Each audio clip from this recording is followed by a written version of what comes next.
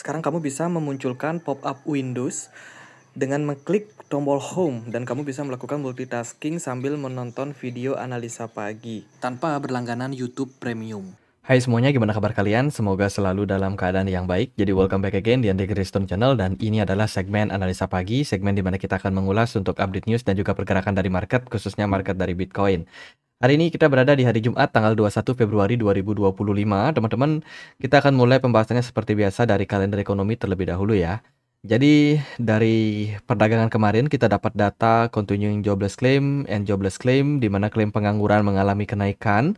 Lalu ada data juga terkait dengan US Lending Index mengalami penurunan ya, dari 0,1 minus menjadi minus 0,3%. Dan untuk hari ini kita akan dapat beberapa rilis data yang cukup penting. Ada crude oil inventory, lalu ada rilis data core retail sales dari Amerika Serikat, akan ada data penjualan rumah lama, dan juga Michigan Consumer Expectation. Beberapa data tersebut mungkin saja akan mempengaruhi kondisi dari market. Kemarin juga ada Donald Trump ya yang speech yang bikin market lumayan positif juga, teman-teman. Jadi beberapa rilis data yang kita temukan di perdagangan kemarin itu lumayan positif. Pertama ada data pengangguran. Data penganggurannya naik, guys. Ya, kalau kita lihat secara ekonomi, tentu saja pengangguran yang naik itu berarti negatif. Negatif untuk apa? Untuk mata uang. Which is dalam kasus ini adalah mata uang dolar. Dolarnya turun, biasanya akan dimanfaatkan movementnya untuk Bitcoin dan juga aset-aset lain untuk mengalami kenaikan. Kalau kita lihat dari realita, kemarin indeks dolar terjun 0,75%, which is ini bagus. Untuk gold kemarin rally 0,21%, Bitcoin naik 1,7%, altcoin ya lumayan juga ya, beberapa udah ada yang naik. S&P 500 kemarin mengejutkan, agak sedikit koreksi 0,43%. Jadi penurunan dari dolar, impact dari data kemarin yang negatif untuk perekonomian ini tentu saja direspon positif oleh Bitcoin dan juga kripto yang lain. Gitu. Sebelum kita masuk ke pembahasan dari Donald Trump-nya, aku mau informasikan dulu Gate.io akan melisting token Vivi. Ya, ini adalah token Legendary Humanity Project menggunakan AI teknologi, di mana saat ini teman-teman bisa dapetin dengan melakukan staking token atau staking Bitcoin kalian ya, dan berpeluang mendapatkan token token Vivi. Teman-teman juga bisa dapetin token P Network dengan staking Bitcoin yang kalian miliki. Gitu. Jadi ada banyak sekali token-token yang bisa teman-teman dapetin kalau teman-teman stake mungkin koin-koin yang aman, which is itu Bitcoin atau USDT. Nggak perlu teman-teman yang mungkin beli koin yang altcoin yang sekarang trennya cenderung turun ya. Itu teman-teman tinggal fokus aja di dua aset ini, Bitcoin atau USDT. Kemudian teman-teman tinggal staking aset kalian. Itu cara untuk bikin uang kalian bisa beranak lebih banyak lagi. Ya, USDT ya kita tahu dia di backup oleh dolar, aman ya, sesuai dengan 1:1 dengan dolar. Kalau Bitcoin dia cukup fluktuatif, tapi kalau secara tren dia cenderung mengalami kenaikan setahun setelah fase halvingnya. Gitu. Jadi dua aset yang menurut saya sangat-sangat aman. Nah, buat teman-teman yang tertarik bisa daftar Gate.io ya, linknya ada di kolom deskripsi video ini. Oke, Donald Trump ngomongin apa? Kemarin Donald Trump pidato lagi terkait dengan Trump yang berencana untuk menghentikan ya upaya dari presiden sebelumnya, Joe Biden, yang perang melawan Bitcoin dan juga kripto. Kali ini Trump datang membawa atmosfer baru, membawa harapan baru untuk market kripto, di mana Amerika Serikat akan membuat regulasi yang sangat-sangat bisa dibilang mendukung pertumbuhan dari ekosistem kripto ke depannya. Itu menjadikan Bitcoin sebagai strategic reserve-nya dengan berencana untuk mengakuisisi 1 juta Bitcoin. Kemudian juga regulasi dari dari DPR-nya, dari SEC-nya, dari CFTC-nya itu akan dibikin sebaik mungkin ya, supaya inovasi perkembangan dari kripto semakin lama semakin bisa growth. Dan Amerika Serikat juga berencana untuk menjadikan Bitcoin sebagai pusat atau ibu kotanya kripto di seluruh dunia, yaitu Amerika Serikat. Gitu. Nah ini dia, Trump commit to making America the crypto capital ya. Ini berita yang headline kemarin dan sontak membuat market juga mulai merespon positif Pergerakan Bitcoin juga direspon positif di perdagangan kemarin. Selain itu juga ada rencana untuk membubarkan IRS. Ini adalah lembaga perpajakan dari Amerika Serikat. Yang rumornya sih, ini aku belum tahu kenyataan pastinya ya, tapi rumor yang beredar adalah akan ada layoff sampai 6.000 employees atau 6.000 karyawan di hari Kamis kemarin gitu. Jadi ada PHK yang cukup besar. Ini tentu saja akan meningkatkan jumlah pengangguran.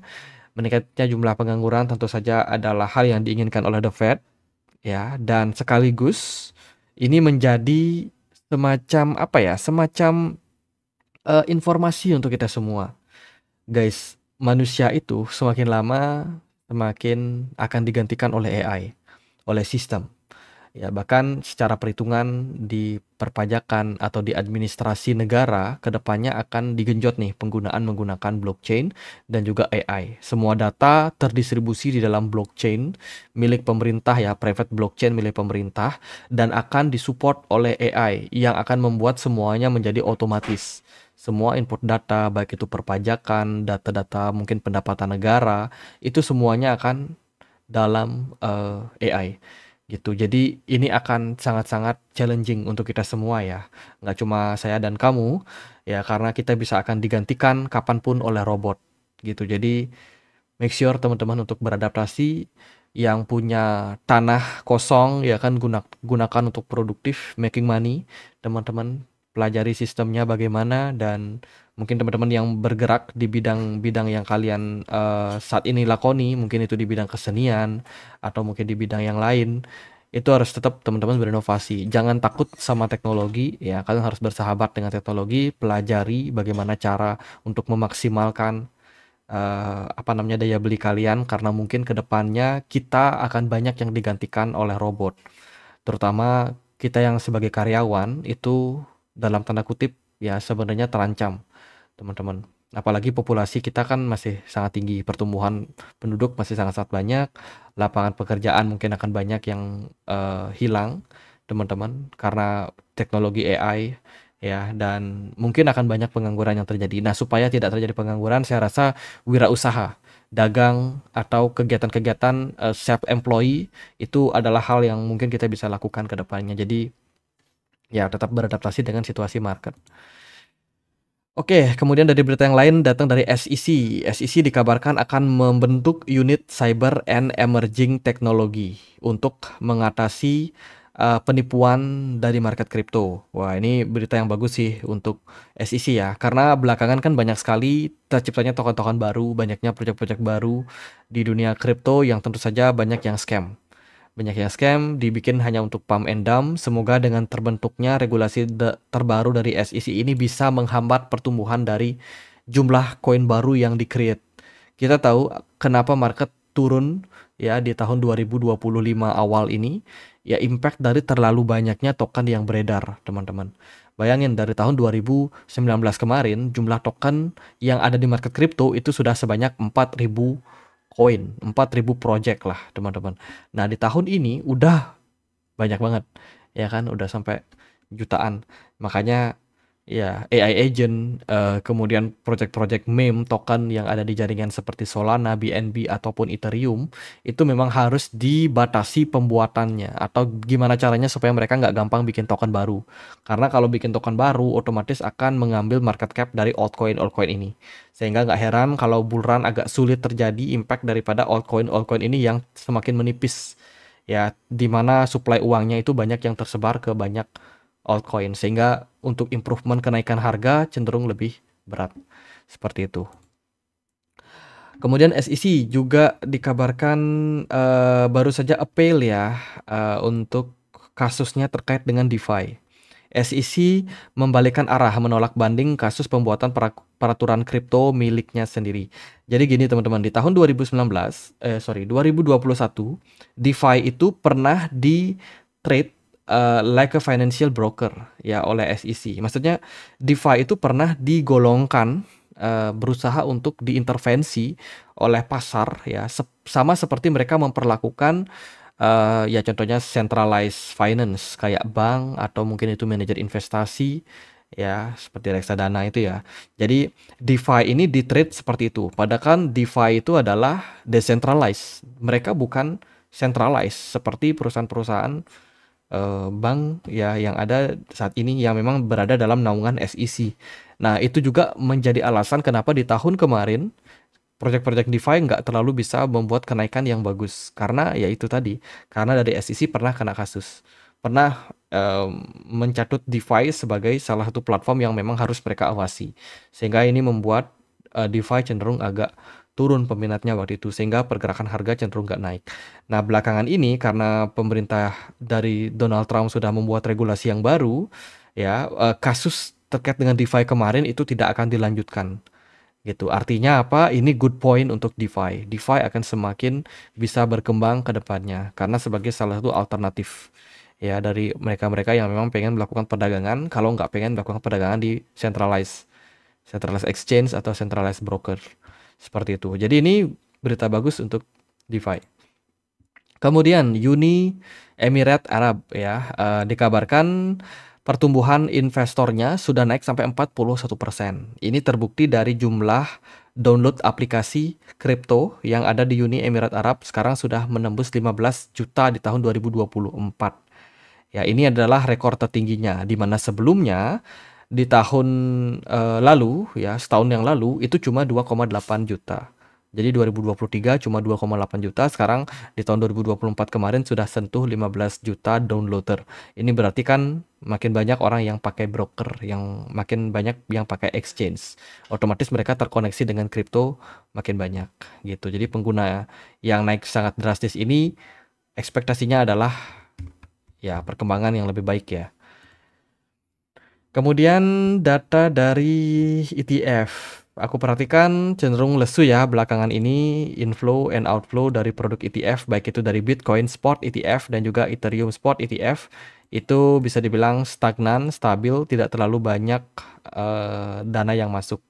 Ini memang mengindikasikan memang cenderung di posisi saat ini banyak investor yang cenderung lebih menunda untuk pembelian Bitcoin mereka karena ketidakpastian apalagi ketika pergerakan Bitcoin kemarin sentuh level 93.000. Itu benar-benar wait and see semua tuh nunggu. Ternyata dia mantul ya dan Bitcoin sekarang udah mulai recover naik balik lagi, bounce back lah gitu. European Central Bank dikabarkan akan menggunakan ya teknologi yang berbasiskan dengan blockchain untuk payment system mereka.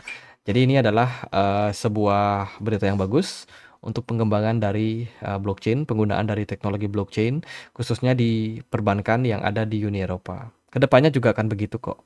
Semua negara akan menggunakan teknologi yang berbasiskan blockchain di pemerintahan, di sistem perbankan, perpajakan, dan lain sebagainya. Jadi ini adalah menjadi salah satu industri yang bakalan cukup umum di masa depan gitu. Jadi saya nggak heran melihat berita seperti ini. Tapi ini good point untuk adopsi blockchain ke depannya.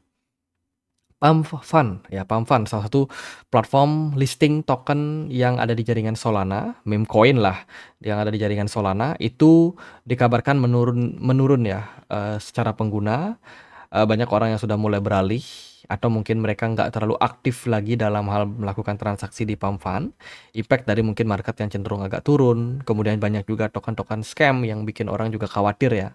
Token Pump and Dump itu banyak banget. Maka dari itu penggunaan dari Pump Fund belakangan ini terus mengalami kemerosotan. Gitu. Dan ini bisa jadi merupakan sentimen bagus. Menurut saya sih bagus ya. Menurut saya bagus. Semoga aja market bisa cenderung recover. Sebab gini teman-teman. Kalau banyak orang yang trading di Pump Fund, which is ini aplikasi yang melisting token-token meme ya. Bukan token meme yang lama ya, tapi token meme yang baru. Nah, kalau Pump Fund makin banyak pengguna, otomatis kan makin banyak tuh meme-meme koin yang diciptakan. Nah, ini akan menggerus banyak market cap dari kripto-kripto yang memang sudah ada lebih dulu. Itu. Jadi ya impossible kalau marketnya mau rally gitu. Tapi kalau ini sudah mulai menurun, maka ini bisa menjadi good point. Ya, semoga aja implikasinya lebih kerasa ke market ke depannya. Seperti itu. Vitalik Buterin juga kemarin curhat nih di di Tako ya, tako.co. Pakai bahasa Mandarin, teman-teman. Jadi dia cukup kecewa karena baru-baru aja banyak yang seperti meragukan ya, mencitrakan Ethereum dalam tren yang buruk, tidak toleran karena tidak cukup menghormati apa yang ada pada perkembangan dari Ethereum sendiri. Jadi komunitas dianggap hilang kepercayaannya terhadap Ethereum belakangan ini gitu. Dan Vitalik sangat apa ya, bisa dibilang sangat menyayangkan hal tersebut terjadi gitu. Dan ya kita akan tunggu sebenarnya gimana ya pembaruan terjadi ya pada Ethereum. Karena kan Ethereum sekarang lagi proses beberapa kali uji coba testnet untuk develop kembali mereka punya project ya, mereka punya roadmap itu udah dibikin dan akan ada Pectra upgrade nanti di bulan bulan Maret teman-teman, dan bisa menjadi narasi yang bagus untuk pasar. Seperti itu. Ya kita tunggulah. Kemudian ada Brazil siap luncurkan ETF XRP spot pertama di dunia. Ini udah resmi ya. Udah resmi, ada beberapa yang akan melakukannya ya, ada CVM, ada Hasdaq Nasdaq XRP Index Fund yang bakalan resmi diperdagangkan pada bursa utama Brazil. Itu. Jadi ETF spot XRP resmi melisting ya tokennya atau sahamnya di bursa Brazil. Gitu. Pin Network kemarin gimana teman-teman? Udah rally kah? Saya sendiri nggak pantau. Pin Network gimana? Coba kita cek sebentar ya. Pin Network udah pada jual atau belum? Nah, ini marketnya udah crash ya, udah drop. Nah, itu teman-teman saya bilang kalau teman-teman mungkin sudah sempat, oh kayaknya kita salah token ya. Mungkin yang ini. Yang ini ya, token yang baru listing kemarin ya. Oh iya, tokennya udah listing dan hari ini udah drop 55%, teman-teman. Jadi congrats buat teman-teman yang kemarin udah jual, ya kan, baru listing langsung jual gitu. Jadi mungkin udah dapat cuan di sana. Karena kalau kita lihat ya harganya udah nyungsep parah sih. 55% di hari pertama listing. Jadi ya saya sendiri nggak berani banyak komen, nanti diserang lagi sama para pencinta Pin Network ya. Jadi ya udah gitu aja. Congrats aja buat teman-teman yang udah sempat cuan. Ya, semoga nanti Pin Networknya bisa naik lagi. Mungkin yang telat TP juga bisa TP di pucuk ya. Semoga seperti itu. Ya, kita akan coba untuk lihat gimana kondisi dari market teman-teman. Sebab saya sendiri melihat sinyal yang bagus untuk Bitcoin dan kripto ya. Oke, kita pakai indikator MA100. Ini garis yang berwarna biru, teman-teman. Nah, Bitcoin di perdagangan 2 hari yang lalu itu kan turun sampai 93.000. Nah, Bitcoin mantul di level tersebut. Apakah ini adalah indikasi yang bagus kalau market akan segera recover atau bounce back naik ke atas? Mungkin saja menurut saya, karena dari posisinya harga saat ini di 98.200, pergerakan Bitcoin terbilang cukup positif. Cukup positif, selling pressure udah mulai melemah, pergerakan Bitcoin mulai naik, hanya saja smart money-nya belum terlalu terlihat masuk.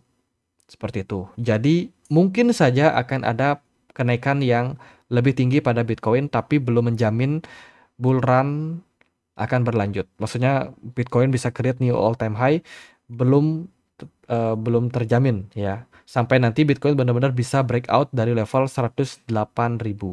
Sementara ini sih posisinya bagus, Bitcoin dominance agak sedikit naik. Beberapa altcoin mungkin yang kemarin sudah rally kayak Litecoin, XRP, hari ini justru terkoreksi ya, memberikan momentum itu untuk beberapa altcoin lain yang belum mengalami kenaikan. Kayak WLD naik 4-5% di perdagangan kemarin, FedAI mulai recover sekitar 6%. Tahu ini impulsif banget bullishnya ya. Tahu aku perhatikan dia sudah breakout dari pattern descending channel atau mungkin sebuah falling wedge pattern ya. Sekarang lagi coba untuk menembus area 461 dolar dan mungkin berpotensi ke 584, meskipun ya peluangnya ada tapi nggak terlalu, ya kita butuh lihat sih ke depannya gimana. Tapi kalau bagus ya bisa jadi tahu naik lagi ke 580-an. Hopefully seperti itu. Virtual ya, koin yang juga sudah sempat drop cukup lama juga pelan-pelan sedikit recover, 13% lumayan. Mudeng ini juga pelan-pelan recover ya, 4% something. Ya, semoga momentum kenaikan pada Bitcoin ini akan juga memberikan impact kepada banyak altcoin. ya untuk mengalami kenaikan. Tapi kalau dari saya sendiri melihat apa yang terjadi pada market, saya rasa ada peluang nih Bitcoin untuk kembali naik sampai 100.000 ya. Gimana nih Bang, nggak jadikah Bitcoinnya drop double top atau gimana? Nah, kalau saya sendiri kan sudah bilang di video kemarin dan video sebelum-sebelumnya, level konfirmasi adalah Bitcoin harus drop di bawah 92.000.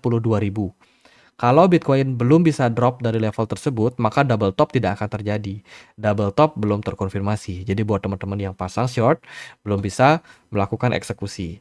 Gitu. Tinggal tunggu aja sih kalau nanti di masa depan kapan ya, mungkin 2 hari atau mungkin seminggu ke depan atau sebulan ke depan, Bitcoinnya udah mulai goyah kembali. Nah, di sana adalah momentum untuk kalian.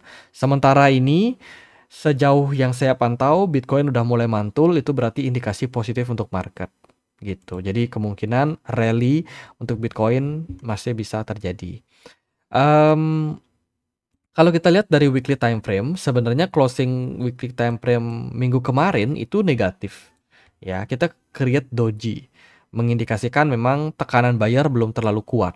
Ya, tapi seller juga nggak terlalu ketat nih, berikan pressing gitu. Jadi sebenarnya ya nggak terlalu bagus juga sih untuk market bullish gitu. Tapi kalau kita melihat dari trennya saat ini, mungkin saja ya pergerakan Bitcoin ini masih cenderung dijaga. Mungkin ada kayak narasi atau momentum yang sedang ditunggu oleh market. Entah itu apa, saya sendiri belum tahu, ada rilis data atau ada berita apa ke depannya, tapi bisa saja itu akan berdampak ke market, teman-teman. Jadi menurut saya secara jangka pendek pergerakan market kemungkinan bakalan naik-naik tipis.